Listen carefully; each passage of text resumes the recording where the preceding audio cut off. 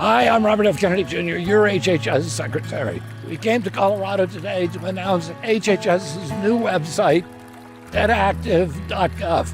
We have a chronic disease epidemic in our country. 80% of adults do not get enough physical activity. 77% of our kids can't qualify for military service. 35% of our teens are obese or overweight. But in addition to the chronic disease epidemic that affects physical health, we're also suffering through a spiritual malaise that affects our mental health. A malaise of isolation, of fragmentation, of atomization. Our 16-year-olds are now spending 8.5 hours per day on social media. The principal cause of death now in that age group is suicide. They're consumed with anxiety, and no wonder. They don't know how to downregulate their feelings. They don't know how to mediate disputes or accept defeat. And the remedy for all of that is connection. You get connection through other people, but you also get it by connecting to creation. And that's a prescription, not just for the chronic disease epidemic, but also for the mental health crisis in our country. Go to getactive.gov. We will teach you how to connect with the national parks, eat real food, get outside, get active, and that's how you make America healthy again.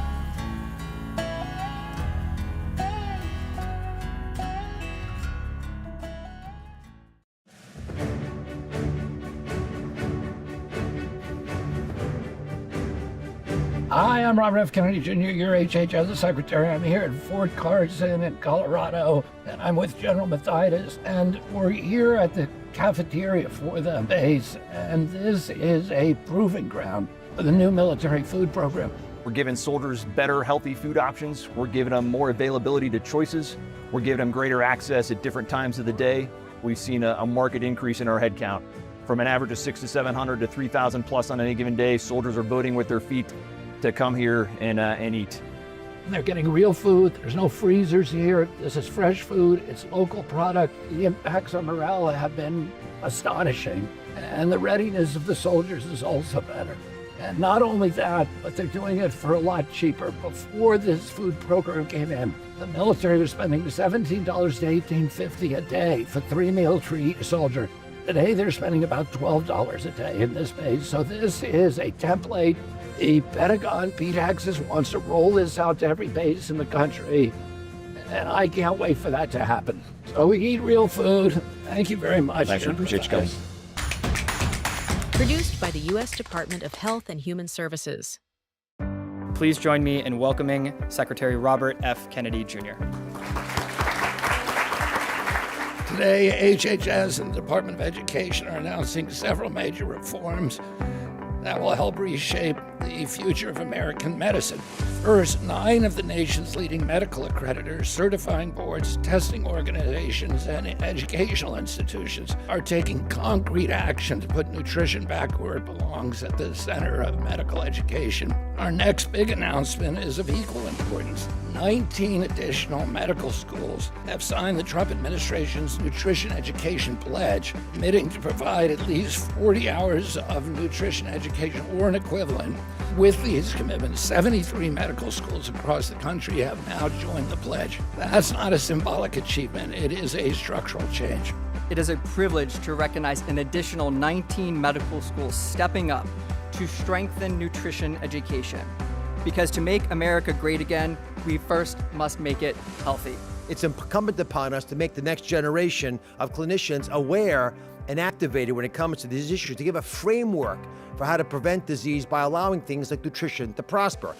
One of the most remarkable aspects of this initiative for me really is that it recognizes something we all see every day in our clinical work and in our communities. Nutrition is not a side issue in healthcare. It's fundamental to many of the things that we need to have a healthy lifespan. Education drives practice, practice drives outcomes, and outcomes determine the health of a nation. That's why today's commitments represent one of the most important course corrections in modern American medicine. Produced by the U.S. Department of Health and Human Services. Hi, I'm Robert F. Kennedy Jr., your HHS secretary, and this is my cousin, Anthony Shriver. I'm the founder of Best Buddies International, a global nonprofit supporting individuals with intellectual and developmental disabilities and their families. Families across this country sit in exam rooms as doctors deliver life-changing diagnoses.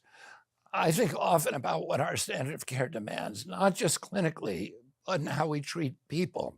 When doctors diagnose an intellectual developmental disability, we too often give families information without clarity, guidance, or support. Too many leave that moment with more questions than answers, feeling lost, whether doctors deliver that diagnosis before or after birth. Yes, these are some of the most complex emotional conversations in medicine.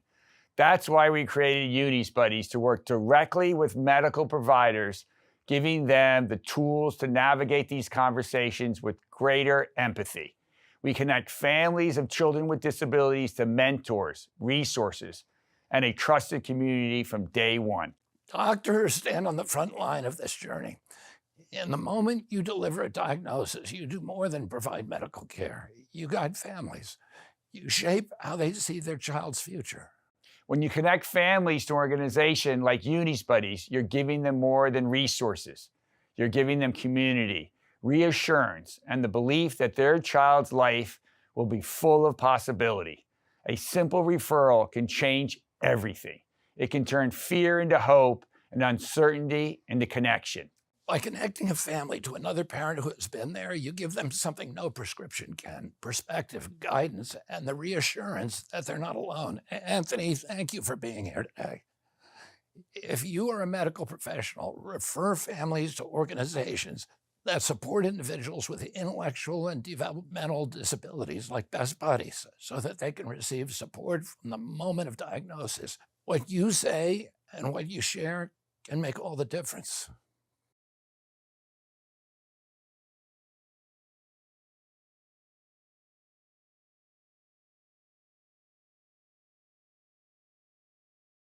Produced by the U.S. Department of Health and Human Services. Good morning, everybody. Today we are here to announce the results of the 2026 National Healthcare Fraud Takedown. This announcement marks the greatest combined federal and state effort in combating healthcare fraud in history. Thanks to the leadership of President Trump and the Vice President, and all those folks standing behind me and next to me, we are more united than ever before. This team is working tirelessly to take down fraudsters who steal from taxpayer-funded programs and prey on vulnerable Americans. When we talk about the team that's working on these cases, I want to give some context around that. There are 9 healthcare fraud strike forces that have been part of this effort. 57 U.S. attorneys' offices, 41 state attorney general's offices, not red states, not blue states, but both working together with the federal government. Multiple law enforcement agencies, including inspector generals, some of the agencies that are here with me on this stage. That's what we talk about when we say this is an all-government approach to combating fraud. It's not just the Department of Justice, it's not just HHS, it's all government, including working with our state and local partners.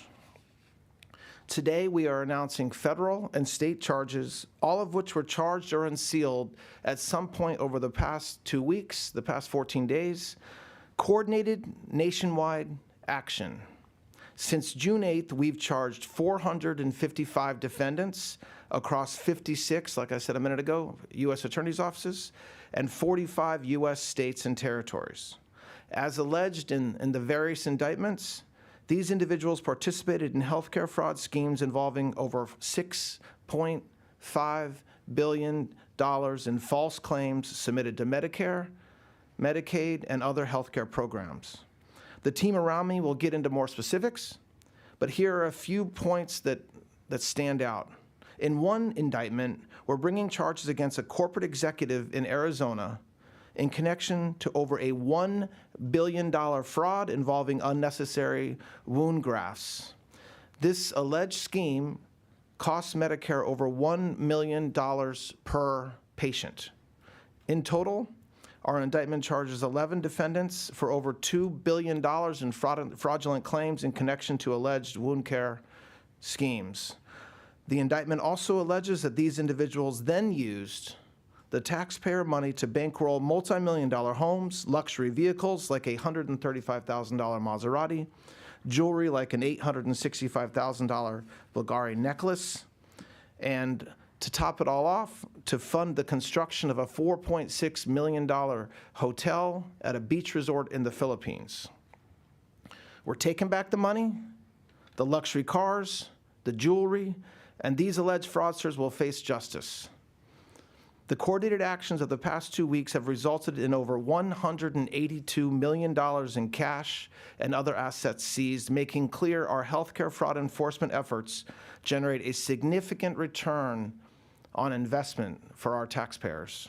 In terms of Medicaid fraud, we're able to announce today the creation of the West Coast Strike Force and the deployment of additional prosecutors, allowing us to bring charges against a record-setting 295 defendants. Our indictments allege over $518 million in Medicaid fraud between these individual defendants. You're going to hear from Director Patel in a moment, but apprehending alleged fraudsters remains a top priority of the Department of Justice and the FBI and our other law enforcement partners, including the DEA, who's here as well.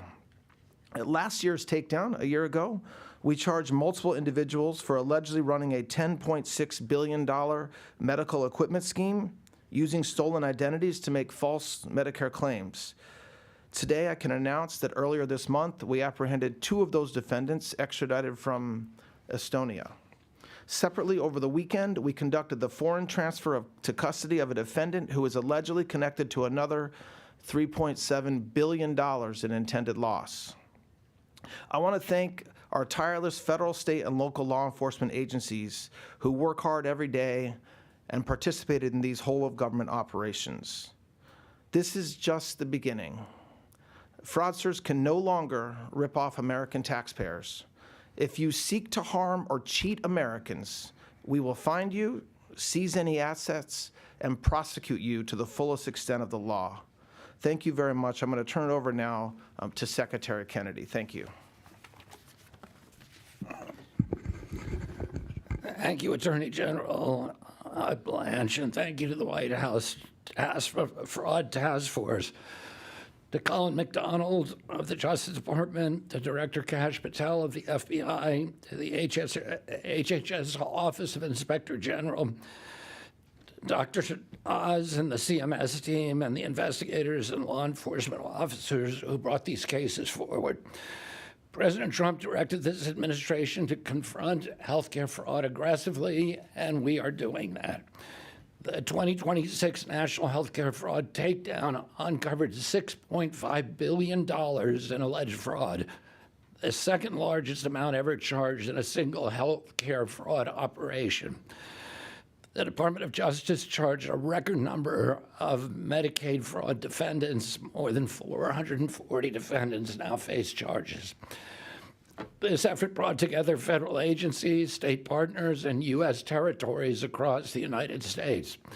18 of the participating states, as Attorney General Blanche pointed out, were blue states with Democratic governors. Fraud does not recognize party lines, and neither does accountability. Today's cases include the largest Medicaid fraud enforcement action in the Department of history, 165 defendants charged with allegedly submitting more than $200 million in false claims to Medicaid.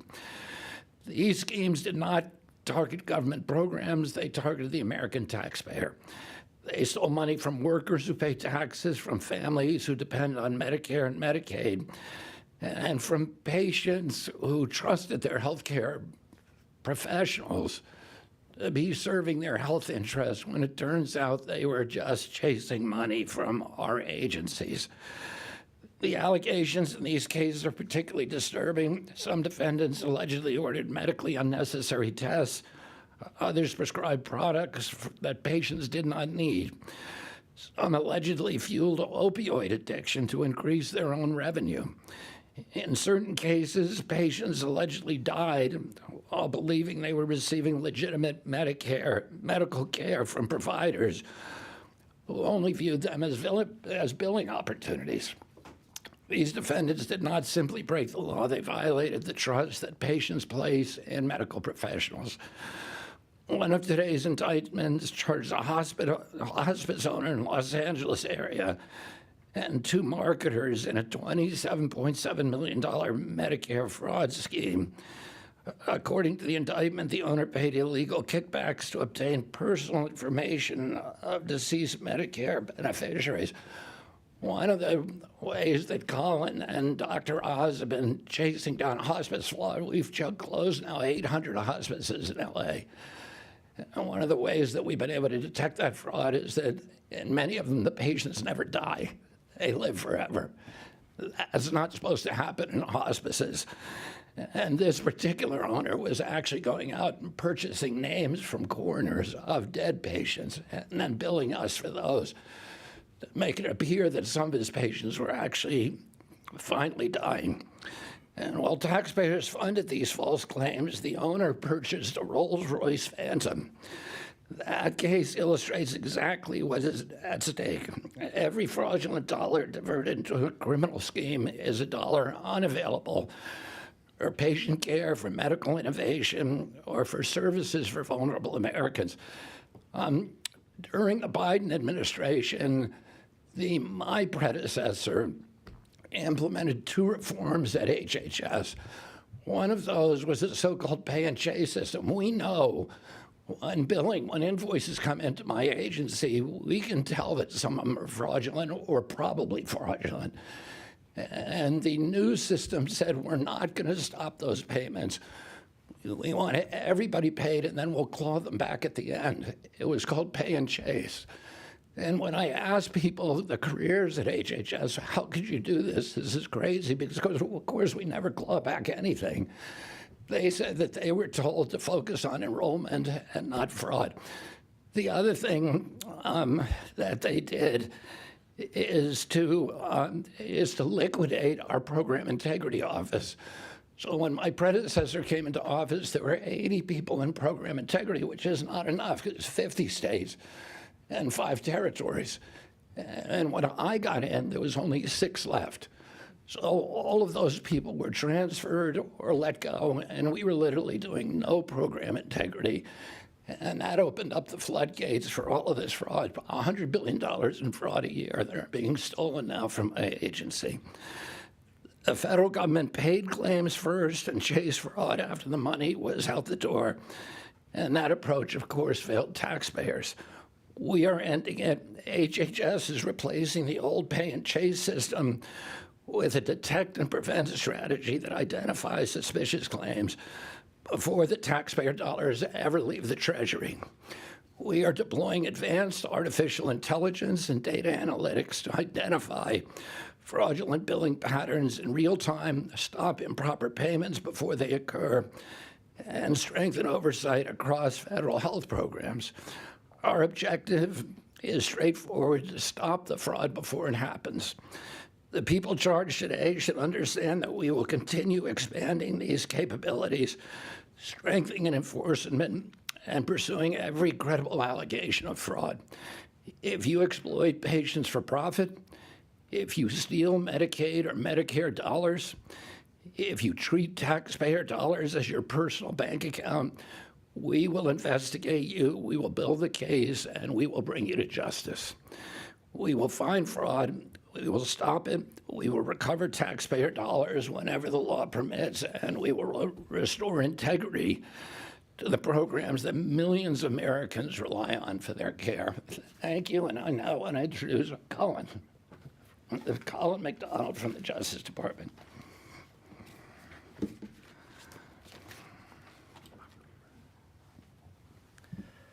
Thank you, Secretary Kennedy. Today's record healthcare fraud charges and arrests makes clear that there is no case too big, no scheme too complex, and no hiding place too remote for our fraud-fighting team. In just 14 days, 455 defendants have been charged across the country for schemes involving over $6.5 billion in fraud.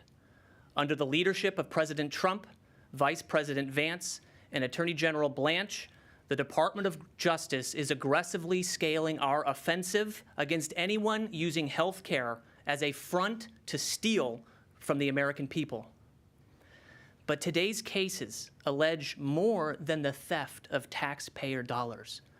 Many allege the theft of human dignity. Our sick, needy, and elderly, placing their faith in the gift of medicine, were neglected, ignored, and used for personal profit. For example, one defendant is charged with conspiring to submit approximately $89 million in false and fraudulent claims for cardiovascular tests. This defendant allegedly used marketing tactics designed to prey on fears that student athletes could die from sudden cardiac arrest. He then allegedly rubber-stamped test results as normal without reviewing them. Despite one patient's test results showing an enlarged heart, the defendant allegedly signed off on the test results within approximately 11 seconds of accessing the 63 test result images. As a result, the student was cleared to play, and he suffered sudden cardiac arrest and died on the basketball court just weeks later. That is why we cannot and will not tolerate fraud in healthcare. How are we going about targeting fraud in healthcare? We are following the data. Data talks and data doesn't lie. It identifies where fraud is happening and unmasks the perpetrators driving it. For example, our data analytics team observed a dramatic spike in payments for allografts, from less than $1 billion in 2021 to over $14 billion just 4 years later. Our resulting investigations have led to criminal charges against 11 defendants across 6 districts for allograft fraud, including a company executive and 8 medical professionals. What happened here, to be clear, was not medicine. The defendants in these schemes purchased allografts for $30 to $75, inflated the price up to nearly 50 times that cost with the tab picked up by the taxpayers, and then secretly gave lucrative kickbacks for allografts applied. Marketers and nurses who took kickbacks targeted vulnerable hospice patients, making in many instances over $1 million per patient.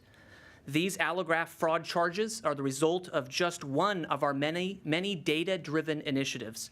We are announcing today the first prosecution arising out of our Financial Intelligence Review Team, a cutting-edge effort to combine traditional data analytics with financial information.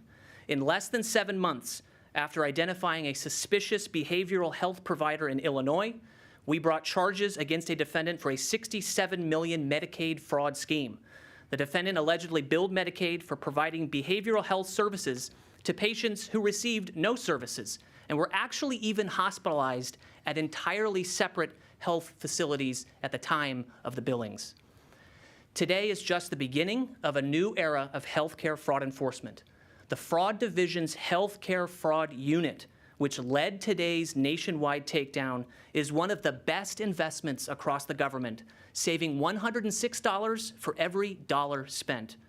And with the whole of government laser focused on rooting out fraud, under the leadership of the White House Task Force to Eliminate Fraud, we are rapidly enhancing our fraud-fighting capabilities. Today, we are announcing an agreement with the Centers for Medicare and Medicaid Services to obtain dedicated cloud computing space in the CMS's cloud environment to run real-time advanced analytical models to detect fraud. We are also announcing agreements with the Federal Trade Commission and Customs and Border Protection to eliminate data silos and enrich our algorithms. And we're coordinating with prosecutors, agents, and analysts from across state and federal government at a scale and scope that has never before existed until today. The era of getting rich off America's healthcare system is over. If you defraud the American people and put profit over patients, we will do everything we can to put you in prison. I'll now turn the podium over to a critical partner in our fight against fraud, Director Kash Patel.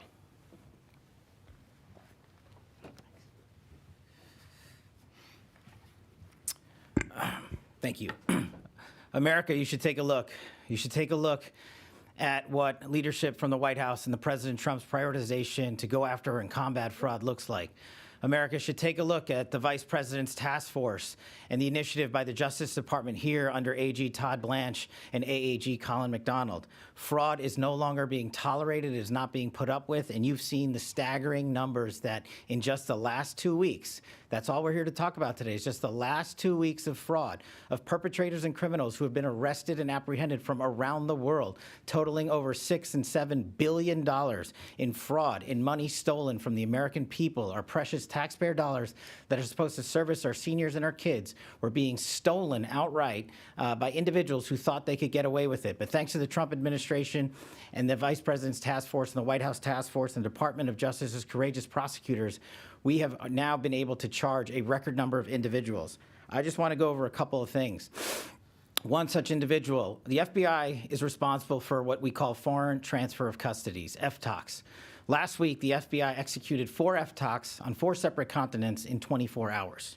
We did this because we had the backing of the White House and the U.S. government and the Department of Justice to go out and apprehend criminals wherever they are. One such individual related to fraud was apprehended in Turkey thanks to the relationships and partnerships between Ambassador Tom Barrack and the Turkish government. Mr. Hilmi was arrested after perpetrating a multi-billion-dollar fraud in Turkey, apprehended and transferred back to the United States of America while he faced prosecution. I also want to highlight the Vice President's brilliant idea to put together a most wanted fraudsters list. The FBI has always had our top 10 most wanted fugitive list.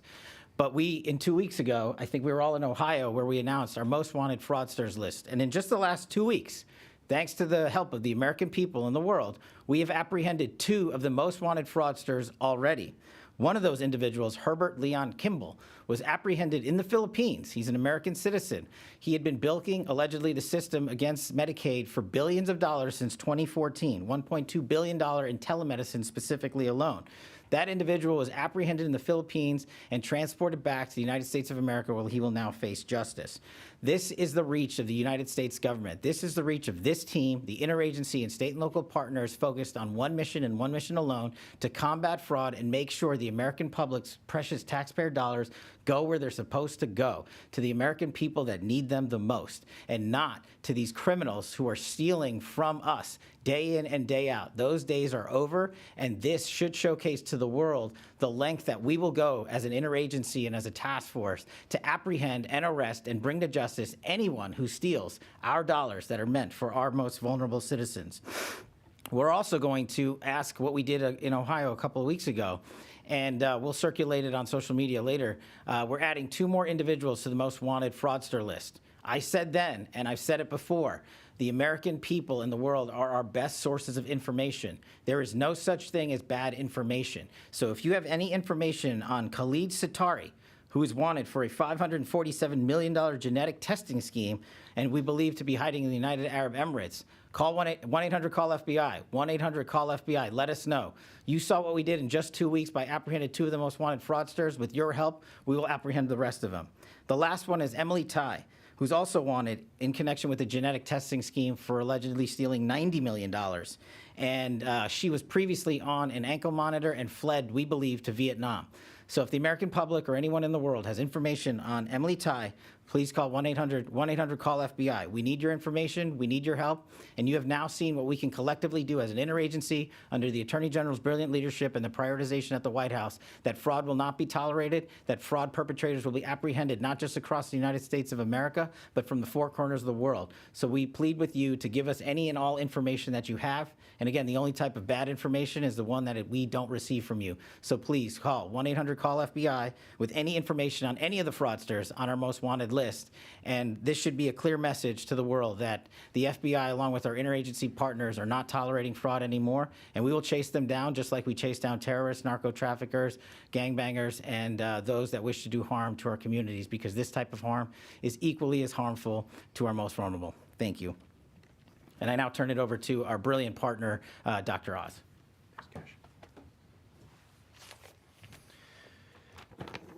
I'm going to put my doctor's hat on here. There's two issues that we have not gone into in detail, but they've been mentioned by many. The first is affordability. The $100 billion that Secretary Kennedy mentioned is stolen from Medicare and Medicaid. If we were able to just take that out of what's being stolen from Medicare, would double the life expectancy of the Medicare Trust Fund. It massively changes what people pay when we tolerate this kind of fraud. The second big message, again, is that costs matter. They matter a lot.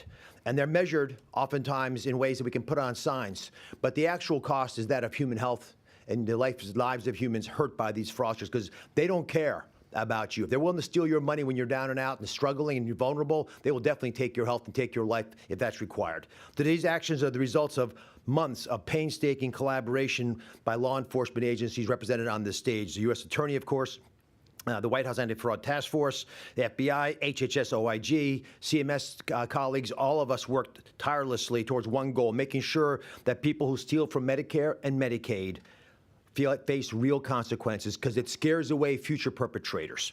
As Secretary Kennedy mentioned, the general approach has been slow, meandering, and non-consequential for fraudsters, which is why after COVID, they rushed into this space. CMS's role in this partnership has fundamentally changed because of the nature of the fraudsters. We now use techniques that historically were never thought of. Instead of just flagging problems, we build cases. Under the leadership of Secretary Kennedy, we've created a stellar team at CMS. Fraud fighters, including Kim Brandt and Janine Ugo and others, who brilliantly reinvent how we catch these criminals. And by the time our law enforcement partners are ready to move, we aim to hand them a file that is already complete, already ready, supported by payment suspensions and provider revocations, funding deferrals, real-time fraud detection that never existed before. Now, the numbers tell the story. I'm going to give you two really important ones. The first is, in the first quarter of last year, we revoked billing privileges for fraudsters of 1,006 providers. Pretty good result, we thought, at the time. This same period this year, the first quarter, we made 1,400 revocations. That's a 40% increase over last year. So 40% more revocations. We also have payment suspensions where we just don't pay the bill because we don't think it's legitimate. And this is impressive. The first half of this year, we made 1,000 Medicare payment suspensions. 1,000. That's a lot of people. Nearly 800, by the way, from one state, California. For a similar period last year, we made 219 suspensions. So a five-fold, 500% increase in payment suspensions, because we're using tools now that historically had been used marginally. Now, these efforts brand all kinds of new tools for Medicare and Medicaid. The fraud war room that has been put together is a purpose-built tool to identify, track, and neutralize bad actors, often from foreign countries, much more effectively than the old system. The formula is straightforward. The DOJ brings a prosecutorial firepower. Law enforcement brings investigative tools. CMS brings data, the analytics. We use administrative muscle to push things through. And we are closing loopholes that fraudsters have avoided and been exploiting for years. Those days are over. Fraudsters, your time is up. Now, speaking of fraudsters, I want to highlight an important case that drives home what everyone on the stage really feels deeply in our heart. Kim, if you can be, this is Kim Brandt that I mentioned earlier. Just bring that poster of the young man up. This young man has been referred to already. His name is Caden Francis. I spoke to his mother last night. Kim, just bring it up if you don't mind. Looks like a pretty good athlete.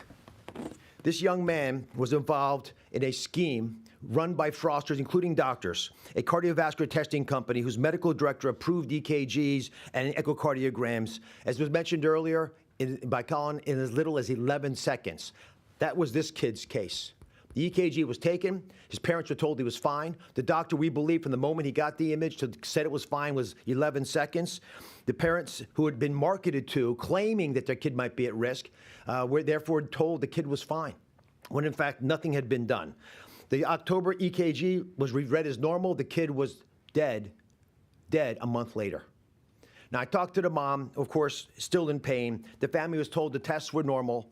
Unfortunately, and despite all these internal communications that we revealed, which acknowledged by the company that they knew these were not normal tests and they had done something terribly wrong, they kept doing it. So that kid was hurt irreparably, passed away because nothing was done about these fraudsters, and they went right after it. Their company billed over $90 million while a child was buried by their family. No remorse whatsoever. Caden's mother wanted me to give you a quote. I'm going to read it exactly as she gave it to me. The doctor is as bad as any greedy criminal who is killing people in the streets. I hope he rots in jail so no one else is hurt. But my son will never come back to me. That's the real human costs that we were speaking of on the stage.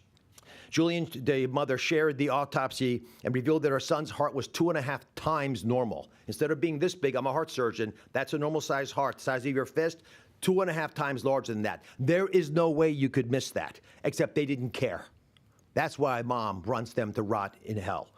This is not a diagnostic company. It's a predatory scheme dressed up in medical clothing, and we're going to treat it as such. We've got a couple big breakthroughs. I mean, put them in some of these numbers to at least give you some confidence that the pay and chase model that CMS had relied on, that Secretary Kennedy spoke to, has been abandoned. And instead, we don't want the money going out the back door. We want the fraud detected as soon as it happens, and we can stop it that way. In original Medicare so far, in the year of 2025, we've done a remarkable job. In 2024, before he came in, we saved about 60% less money than this. So total amount of money saved last year, $42 billion. That's a return on investment of $22 for every dollar that we pulled back for the American taxpayer. 2/3 of those savings, $28 billion, came from simply locking the front door, never letting the money go out the door. That's provider revocations, automated claim denials, all the things that should have been done years ago. No longer will that money be taken out of your pocketbooks. We've achieved this with only a 5% increase in Medicare program integrity spending. This is the best way for us to spend your tax dollars wisely. The Medicaid side is more difficult because states run Medicaid, but we've been on that as well. Savings reached $4 billion last year. That's a 165 increase over the prior year, and that we did that actually by spending 7% less money. So we spent less money, brought in more fraudsters, saved you a lot more money. These results don't happen by accident. They reflect a deliberate strategic shift in how CMS operates, and they show what's possible when agencies stop working in silos and start working as partners, like the White House Anti-Fraud Task Force has been able to achieve. Jetson Leader Lewis, Jake Foster, OIG Leader March Bell, Rebecca Yuan. There's lots of other people in the room right now who deserve a lot of credit. All of us agree with the President and the Vice President that the best prescription for a fraudster is prosecution. The era of champagne on private jets is over. No longer will champagne and private jets be paid for by the American taxpayer. Andrew Ferguson leads that White House Anti-Fraud Task Force together with Colin McDonald and the Vice President. I asked him to come up and say a few words.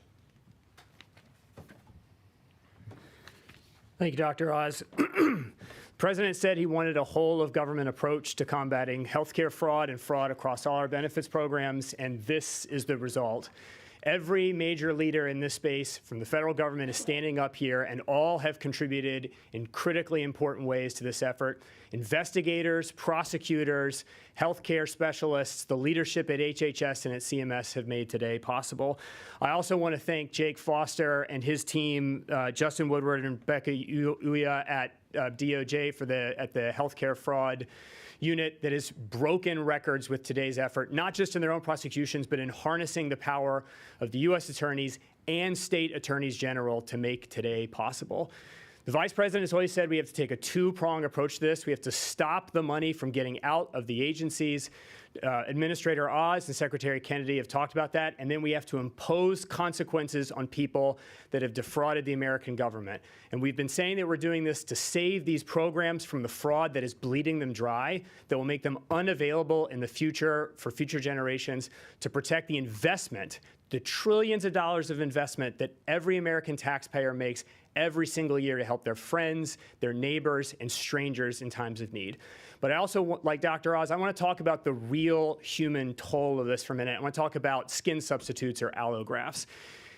5 years ago, Medicare was paying out less than $1 billion every year in allografts and skin substitutes. By 2025, almost $15 billion. These programs were riddled with fraud. And yes, that's a problem because it takes money out of all of our pockets and puts it into the hands of the worst people on the planet. But this doesn't just affect all of us. These frauds affect individual American citizens in horrifying ways. We saw this, for example, in Minnesota, where a program designed to protect veterans from homelessness was so attacked by fraudsters, they had to shut the thing down because they couldn't afford it anymore. I want to talk about a particular case that the department has indicted today out of the District of Nevada, where a nurse practitioner is accused of having bilked Medicaid for almost $1 billion in skin substitute allografts. But this isn't just filing fake claims and trying to take money out of our pockets. She was performing these skin substitute procedures on vulnerable elderly Americans in hospices and in nursing homes, and then submitting those claims. She was using human beings, American citizens, as living piggy banks, and that she took the money she got from those living piggy banks and she bought $865,000 necklaces that the department seized. She bought a almost $500,000 Ferrari that the department also seized.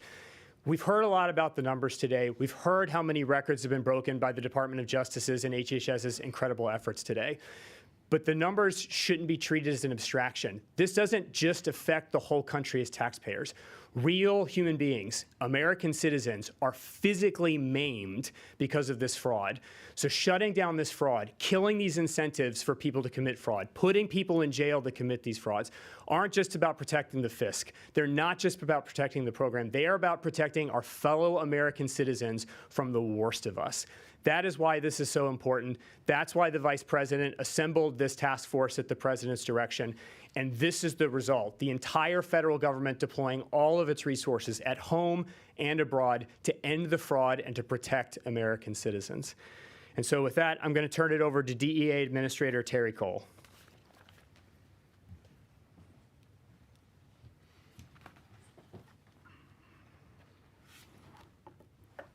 Thank you, and Mr. Attorney General, good morning, sir. We stand here today united to share the commitment to protect Americans and save American lives. It's been said, but bears repeating, healthcare fraud is not just a financial crime. It's a public safety threat, a public health threat, and a direct threat to the trust the Americans place in our healthcare system. Let me be clear.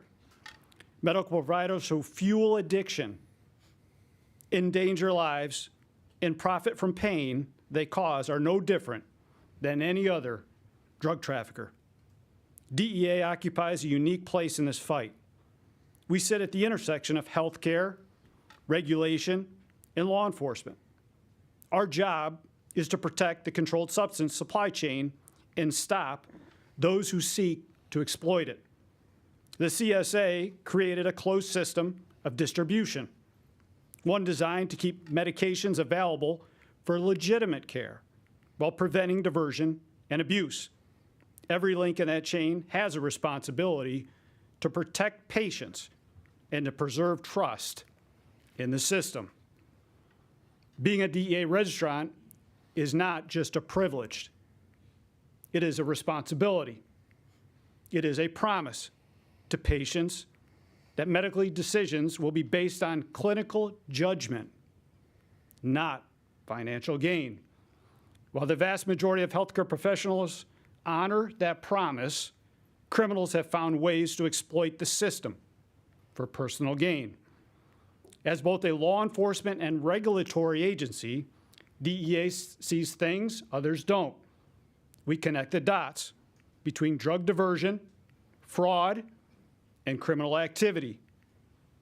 And when we find those abusing positions of trust, we act. We use every authority available, criminal, civil, and administrative, to protect patients and preserve trust in our nation's healthcare system.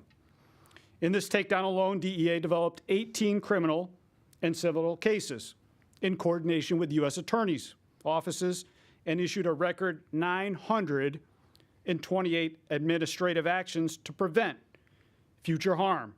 This includes 205 orders to show cause, 53 immediate suspensions, and 642 surrenders for cause. In one case we worked with our partners, we uncovered $36 million in Medicaid fraud, resulting in the seizure of $15 million in U.S. currency, 6 aircrafts from a single physician. In another case, we identified a pillar of a pill mill, clinics operating, that were issuing more than 2 million oxycodone prescriptions and over 900,000 hydrocodone prescriptions. Each scheme chips away at the safeguards put into place to ensure every patient gets the medication they need safely and lawfully. Americans should never have to wonder whether a prescription was written because it was needed or because someone saw an opportunity to profit. Our message to any medical provider who abuses that trust is simple. If you choose personal greed over professional responsibility, DEA will hold you accountable. DEA has been entrusted to save American lives. We will not stand idle while criminals exploit patients, abuse positions of trust, and put profit over people. Thank you.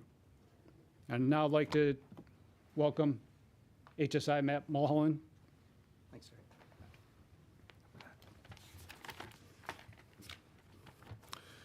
Good morning.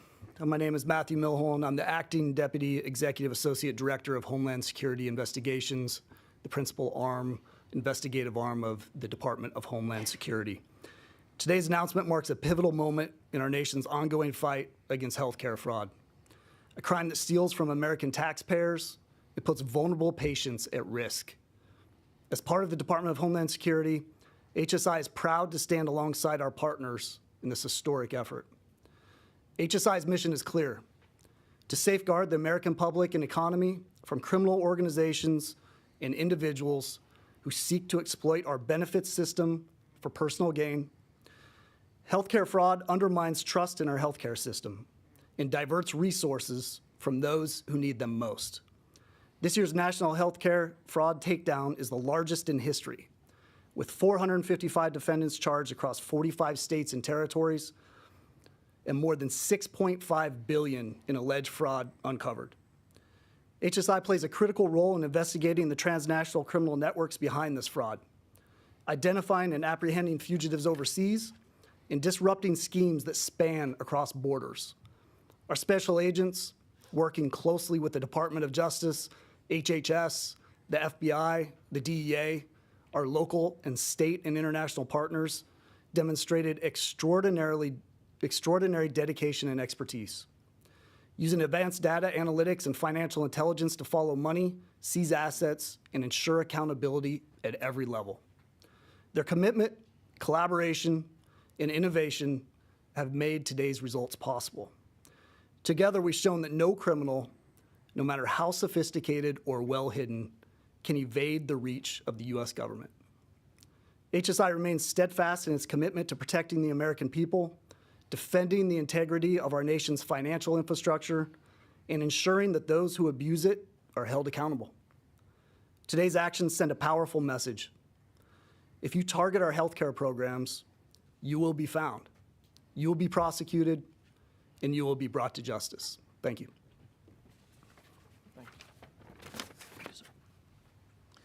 All right, thanks everybody. We'll take a couple questions on what we're here for today. If you want to hear from somebody in particular on stage, just feel free to lead with that. Any questions? Alex. Yeah, last year's announcement, it was $14.6 billion of intended fraud loss. This year you said it's $6.5 billion. I'm wondering, can you explain the discrepancy there? Is this as a result of fewer prosecutions, less money, or is, as Dr. Oz mentioned, the idea that you guys are catching this before the money goes out the door? Is that having an impact? Yeah, look, I think it's a combination of everything you just said. It's a combination. There were a couple cases last year that made that number that high, and so we said this year we have been doing an extraordinary amount of work. And when I say we, I'm not saying the Department of Justice, I'm saying everybody on this stage and the folks in the back. And part of that work includes turning off the spigot. That's right. And so it includes more detection early on that stops the claims from even going anywhere near a payment being issued. And that's part of the reason. And so, yeah, we had a great year last year, too, when it comes to combating fraud. If you are an American taxpayer, you should be extraordinarily happy with what you see on the stage right now. Not only because of what we're talking about today, but because of what we were talking about a year ago when we had a similar day. And I expect that you're going to hear more from us over the next several months, because this, for the first time, at least in modern history, Everybody is working together. When we talked about state AGs, we're talking about Republicans, Democrats, we're talking about New York, we're talking about Florida. This is a chronic problem that was actually hurting so many people, not only financially, but thievery, but also hurting, like you heard today, the stories. So look, I think we had a great year last year, right? A phenomenal year this year, and I expect there'll be more happening over the next year, the rest of the year. And then just an off topic, if I could. No off topics. Next question. And we've got a lot of people here for this reason. So we got a lot of people here for this reason. And they're giving up their time. So next question. Yes. He gets to ask his question on the topic that he chooses. We're not here as spectators. So. Are states, with both Democratic and Republican leaders, working with federal authorities to identify these cases or investigate and provide facts? I think, Colin, you want to handle that? Yes, thank you for the question. And just to clarify, last year, which was a great result by our department, there were 324 defendants that were charged in last year's takedown. Today, 455 in the last 14 days have been charged with fraud offenses. And to your question about the state participation, we have, last year, I believe there were 13 states that participated with us in our takedown. And this year, we are in the high 40s. Of those who have come to the table to add their resources to come work with us, because this truly is a national problem that demands a national response, and that's really driven by the White House Fraud Task Force, which is bringing everybody together to say, hey, if we don't solve it, no one will, and folks are coming to the table to ensure that we do this work against the fraudsters better than we've ever done it before. In the case involving the basketball player who died, and I know, Dr. Oz, you were highlighting that, was that resolved and solved through sort of old-fashioned law enforcement work, or were there techniques and tools that the Justice Department or other agencies employed that resulted in that $89 million fraud being detected? There was boots on the ground. Individuals went, they got the records, they could tell how many seconds transpired between when the actual EKG was sent to the doctor in question and when the readout was delivered, so saying that it was normal. And again, I'll speak as a heart physician. There's no way you could miss this diagnosis. This child's heart on autopsy was massive. And if it's 2.5 times bigger than your fist, it looks like that. And the child had echocardiogram and EKG, also had Dopplers of his carotids and groins. And this doctor was practicing in multiple states, which is one of the things doctors do to hide their path. They can sneak around. And the mom is in Florida. And it's really tragic. And I just want to highlight, this is a dead child is a dead child. Red state, blue state, it doesn't matter. And that's why I think so many states are participating, because Medicaid is a program that is run by the states, and having them all on board, I think, is a reinforcing element to the White House Anti-Fraud Task Force. Are you getting cooperation from the healthcare corporations in terms of detecting this fraud? What's your relationship with the healthcare corporations? Are these one-offs that are just individuals that are kind of, sneaking through the getting around the controls, or are the companies helping to detect this fraud? That's a good question. Who's the best to answer that? You want Colin? Yes, we have great working relationships with healthcare corporations who are required to be alert to instances of fraud across their programs. And we collaborate with them to make sure that we can illuminate fraudsters across the healthcare portfolio. And we encourage every healthcare corporation to come work with us to root out those who are seeking to defraud the American people by exploiting our healthcare programs. Mr. Attorney General, will you take one off-topic question? No. You got to take an off-topic. Any other questions? Sir? All right. Thanks, everybody, for coming. We appreciate it. Thank you very much.